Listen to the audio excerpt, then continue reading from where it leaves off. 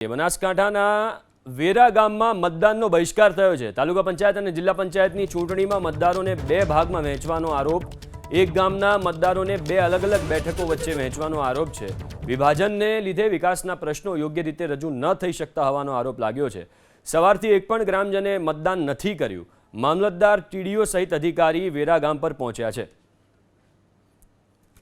તો રતન સાંગિયા બનાસકાંઠાથી આપણી જોડે લાઈવ જોડે ગયા છે। રતન, વેરા ગામમાં શું સ્થિતિ છે? તમે ગ્રામજનો જોડે વાત કરી, શું કહી રહ્યા છે?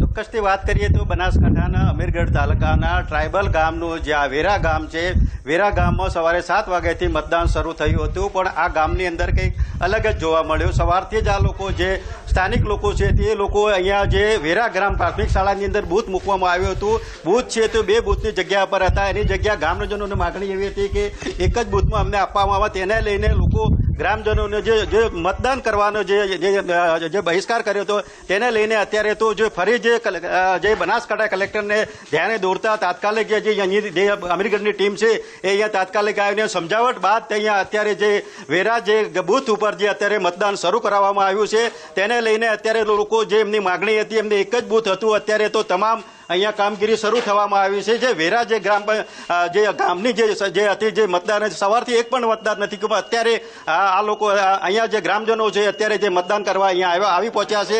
તેને લઈને અહીંયા જે મામલતદાર છે, ટીડીઓ છે, તમામ સહિતના લોકો અહીંયા આવ્યા છે। અને આપણે એમને જે આ સવારથી જે મતદાન બંધ હતું એને લઈને કેવી રીતે સમજાવટ કરી અને કેવી રીતે અત્યારે મતદાન શરૂ કરાયું છે, તે અહીંના જે અમીરગઢ મામલતદાર છે એમને આપણે પૂછ્યું।